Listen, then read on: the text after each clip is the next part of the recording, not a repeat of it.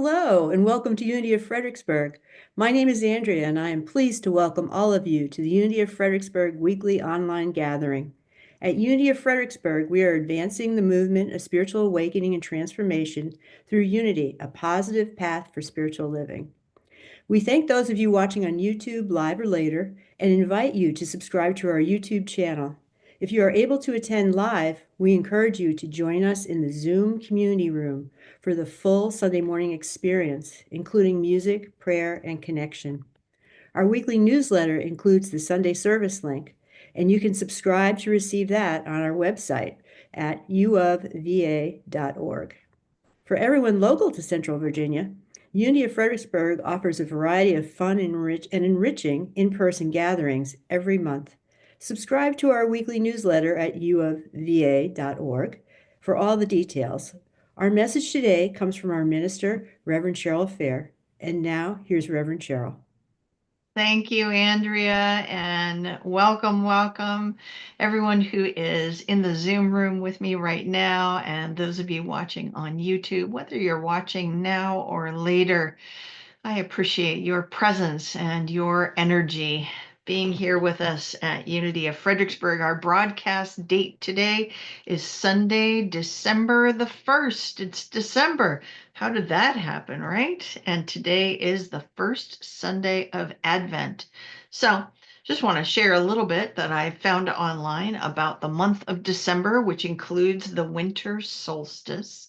It marks the symbolic cycle of the sun as it rises and sets, and the month of December is a poignant representation of those kinds of endings and beginnings that we see in nature in our daily lives.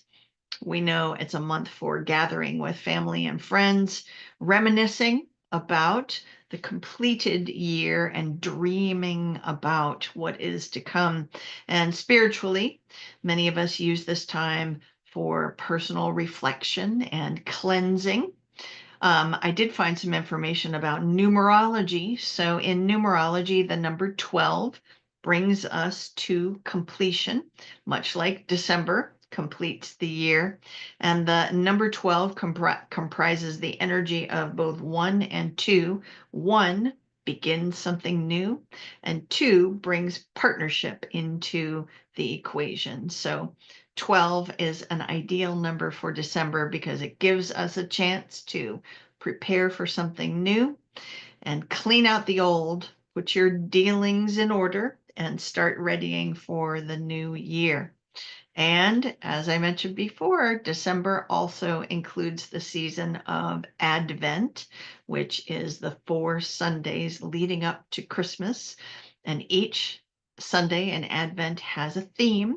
So the theme for the first Sunday in Advent, at least in Unity, is faith and hope. And I have a quote here that I found from Pope Benedict XVI. It is the beautiful task of Advent to awaken in all of us memories of goodness and thus to open doors of hope. So there we go.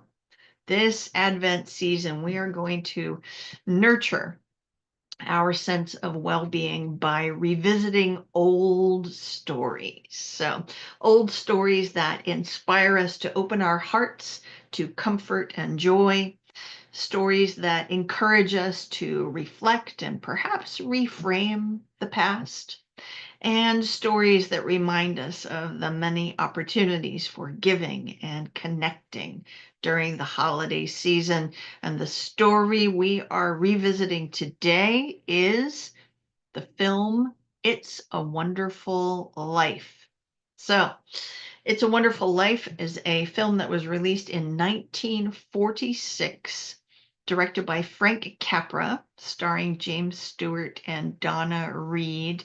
And the lead character of George Bailey, is a wonderful example of the power of hope and faith. So the film came out before any of us were born, right? So I remember growing up, I saw bits and pieces of it on TV, but I never saw the whole film in completion until about 15 years ago. There is a movie theater, a vintage 1920s movie house in Richmond called the Bird Theater. That's Byrd, the Bird Theater, and they show It's a Wonderful Life on Christmas Eve and Christmas Day, and we went down as a family to see that when we had someone visiting one year. So my husband, my kids, and their uncle, and we went. And so it's wonderful to see a vintage film like that in a beautiful vintage movie house. And they also had, at the end of the movie, in the movie theater, there was fake snow that fell. And I don't know if they still do the snow or not, but if you're interested in a little field trip to Richmond, you too can come and see It's a Wonderful Life. In order to prepare for this morning's message, I watched it on a streaming platform. I think it was Amazon Prime, if you're looking around for where you can find it and watch it. So, for those of you who haven't ever seen It's a Wonderful Life, or you want a little recap, so here's a little synopsis to start out with. It's a Wonderful Life is loosely based on the novella called A Christmas Carol by Charles Dickens. And it gives us the story of George Bailey, an all around wonderful guy who many times goes out of his way and gives up his personal dreams to help others in his town, his hometown of Bedford Falls. And when George faces failure and desperation on Christmas Eve, an angel named Clarence steps in to show George all the lives he has touched and what the world would be like if he had not existed. So, through the film, we see George from boyhood all the way through his teenage years and into manhood. And one of the most inspiring aspects of his character is how he holds the light of hope for others when circumstances appear to be hopeless. And he's a great example of the theme that we're working with today for the first Sunday of Advent, of hope and faith in action. Right. So here's an example. As a young man, George is all set to travel the world when his father dies. And his father runs a business called the Building and Loan, where they make loans to people, build homes, and the board of his father's business is ready to just let the business go or have it taken over by the bank. But George, with his, with that fire of hope that he has within him, he sets aside his personal plans and steps in to take over the Building and Loan so that he can take care of the customers and continue to take care of the community. So where there doesn't seem to be any hope, George has a special talent for shining that light of hope. So, I want to talk a little bit about this theme of hope and faith. It's interesting that both of them are there. Sometimes we'll focus on the faith piece. We have talked about the power of faith a few times over the past couple of months. So we'll look at that a moment, but then we'll really kind of focus on hope today. Um, so in Unity, we speak of faith as being one of our spiritual powers, and it's a part of the um, I call it kind of a teaching set, or a set of practices we can work with called the 12 powers, that was created by Unity founder Charles Fillmore. And what this power of faith is our capacity to believe, to perceive, and to have conviction. And this is a spiritual power. So we can believe in something even when we don't see evidence of it with our human eyes. We have that capacity to have faith, to believe, to have conviction. And this is a function of our divine nature. We talk in Unity about how we are there, we have kind of a dual existence because we are living here in these human bodies with human brains, seeing the things that we're seeing, dealing with the things that we're dealing with. So that's our human nature. And we have the capacity to tap into faith, but in our divine nature, where we really realize our connection with the energy of the universe that we sometimes call God, that's where the spiritual power of faith is fully with us all the time. We just have to tap into it and focus. And it's our capacity to tap into the potential of the universe, to God mind. One might say faith is. Faith is all the time, despite what our human eyes and ears might show us. Faith is just like God is. We have the capacity to believe despite what we might see in front of us.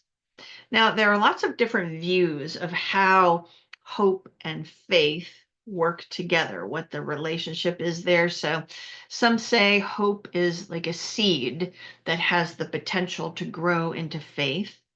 I have heard in the past talks where hope was referred to as the parent of faith, kind of like it exists before faith. This week in Paul Hasselbeck's Absolute Word, which is a universal metaphysical version of the daily word, Paul Hasselbeck refers to hope, saying that hope is manifested from the power of faith. So we have our power of faith and we manifest hope from that. I will say that my understanding that I would like to share today, and that might change tomorrow, but where I'm coming from today is that our human nature's capacity for holding faith very often starts with this feeling of hope.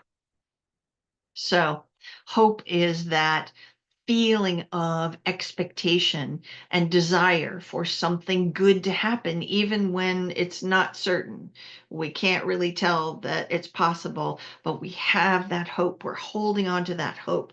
So I feel like when we're in our human nature, we might not necessarily be in our divine prayer mind, but we can still have that hope. And hope shows us the path to faith in our divine nature. So even when we're feeling downtrodden, hope is that little light that remains to show us the way.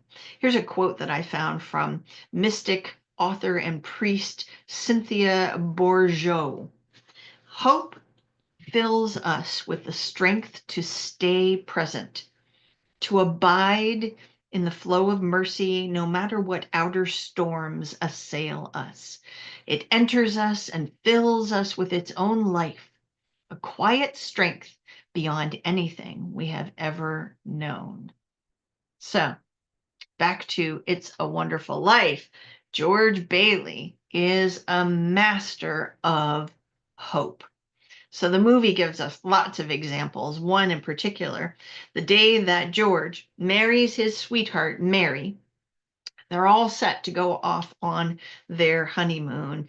Just happens to be a day during the Great Depression where there is a rush on the local bank, and everyone in town is desperate and worried that they're going to lose all their money. So they rush to the building and loan as well.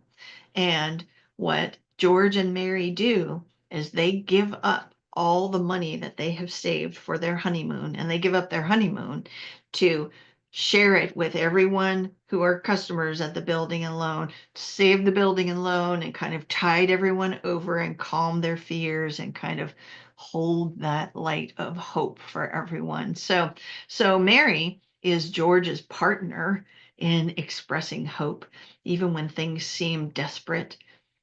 Partners help us to stay present rather than running away, and partners call our attention to possibilities, right? So it's very true for many of us that we often find hope through the presence of a partner.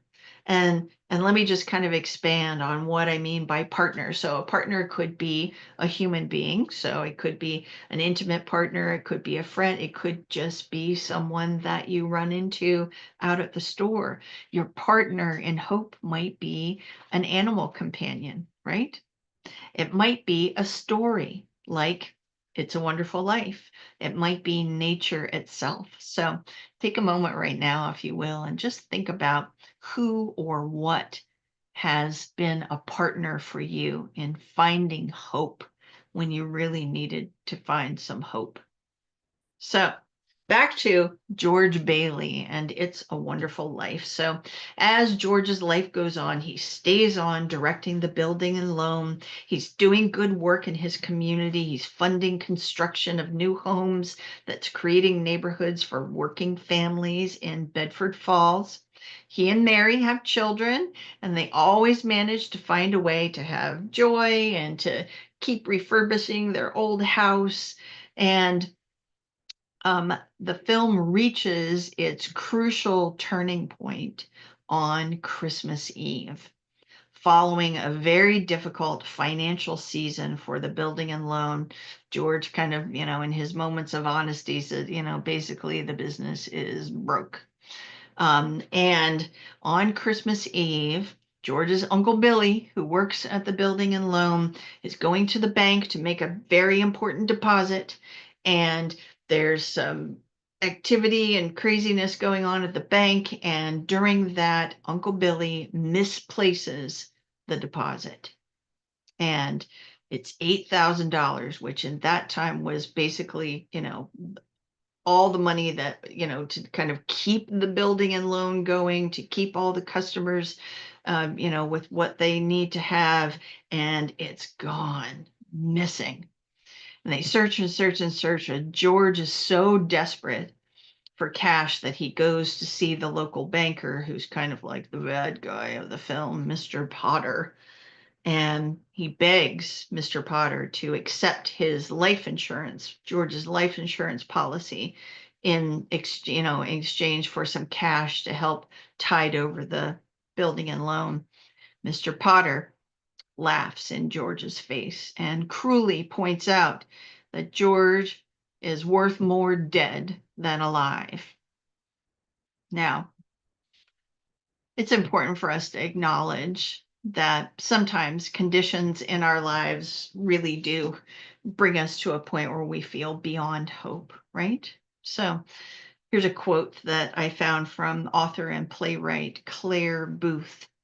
There are no hopeless situations, only people who have grown hopeless about the situation. So the holidays can be hard for us. So we don't want to just constantly be in the state of like happy, happy, that kind of thing, because some of us do have a hard time, particularly if you are experiencing grief. The holidays can be a time when you become very melancholy, or or worse. And we certainly don't want anyone to not receive what they need. So we just want to, as a side note, if you're feeling overwhelmed during the holidays, reach out, get some support. So reach out to a friend, call hotline, call Silent Unity, ask for prayer support. What the movie It's a Wonderful Life, what it delivers in the way of support for George Bailey, shows up with humor and inspiration in a character of the lovable angel called Clarence. He's an angel second class, which means he hasn't earned his wings yet. He's maybe made a few mistakes, and he needs to find a way to earn his angel wings. And George Bailey is his project to help.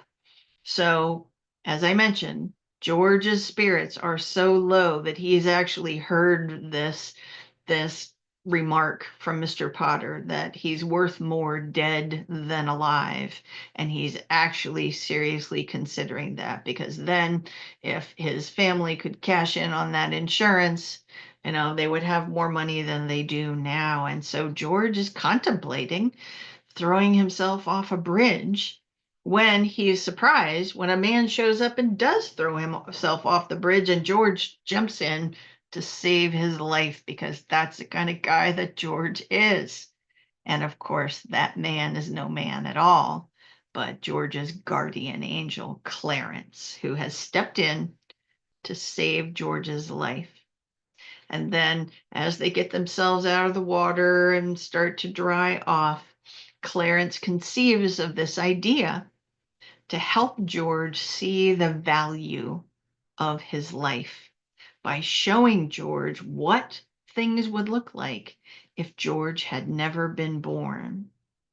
Now, this is where It's a Wonderful Life really kind of shows those echoes of A Christmas Carol by Dickens, where Ebenezer Scrooge is haunted by, the spirit of Christmas past, the spirit of Christmas future, and some of it is very haunting and jarring.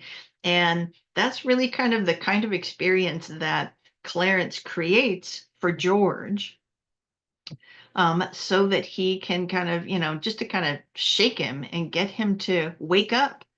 Wake up. Sometimes when you're in your stuff, you're angry, you're upset, you're sad, or whatever. Sometimes you really need something to kind of shake you and wake you up. And this is what happens with George, as he witnesses how things are when he was never born.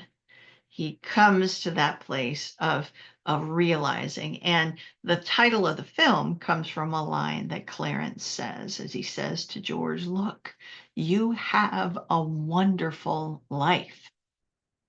So, isn't this a great reminder for us during the holidays and all through the years? Whenever you have those moments of feeling overwhelmed or worthless or isolated, you can do for yourself what Clarence does for George and really do an appreciative review of your life.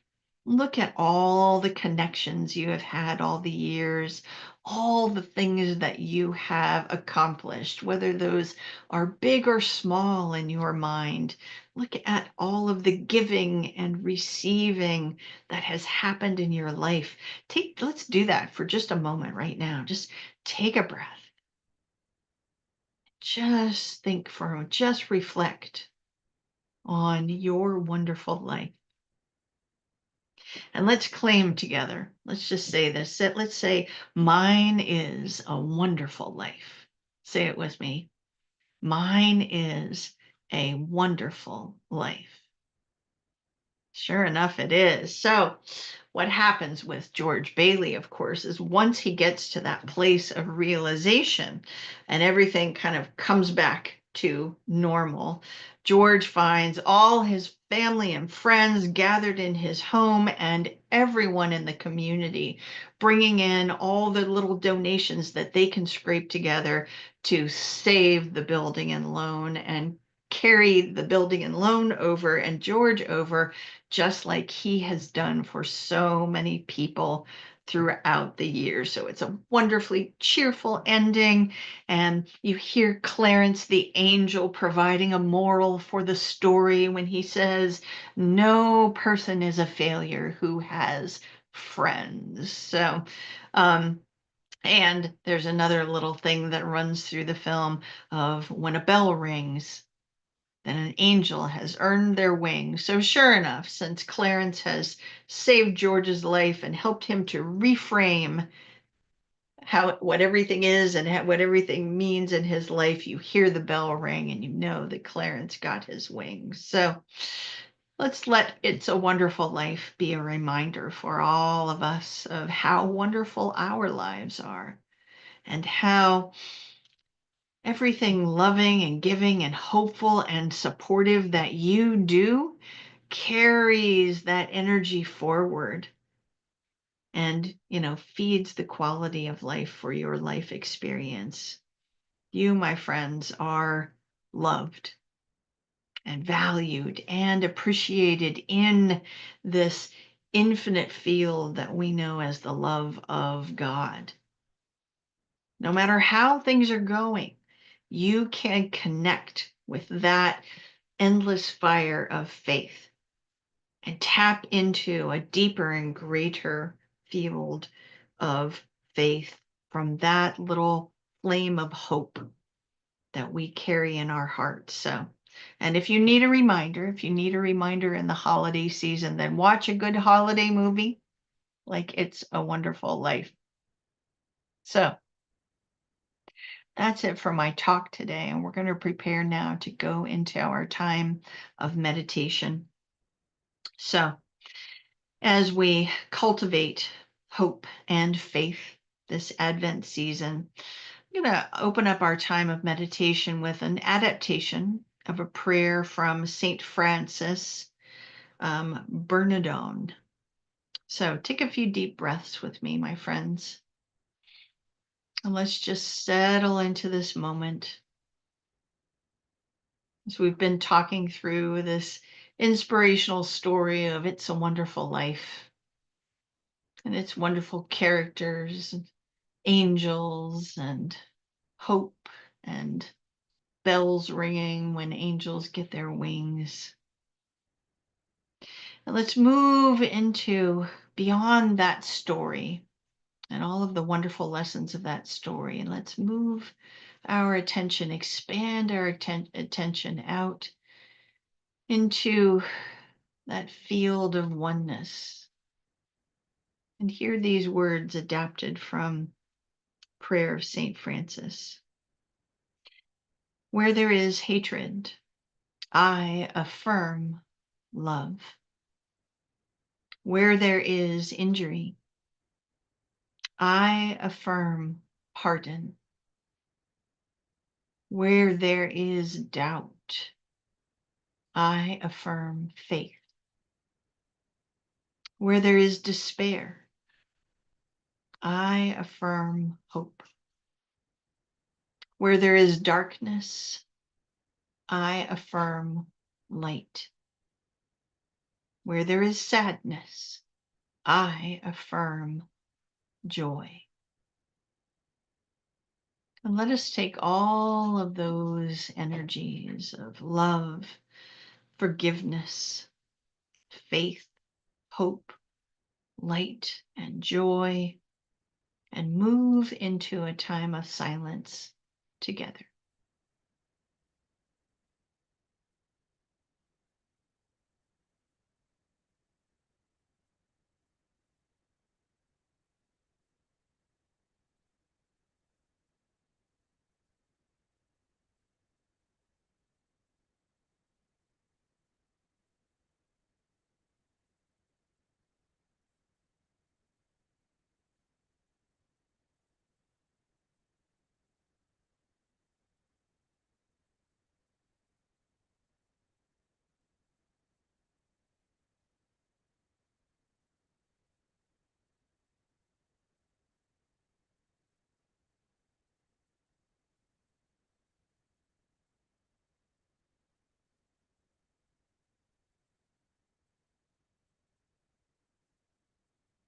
And as we begin to bring our attention back to the here and now, to the body resting gently in the seat, to the breath in the body,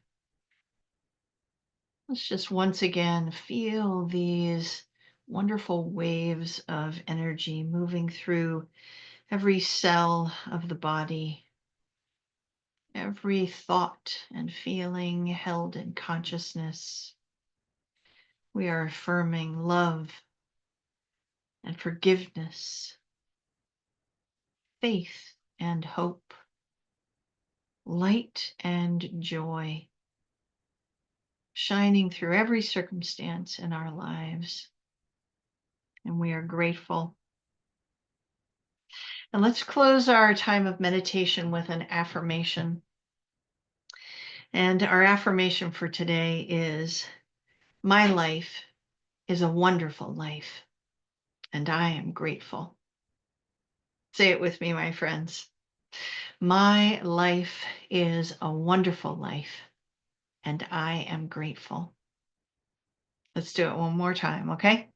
Do it with gusto, my friends. My life is a wonderful life, and I am grateful. Thanks for being here, my friends.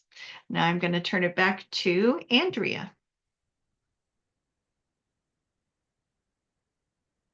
Thanks for watching the weekly broadcast from Unity of Fredericksburg.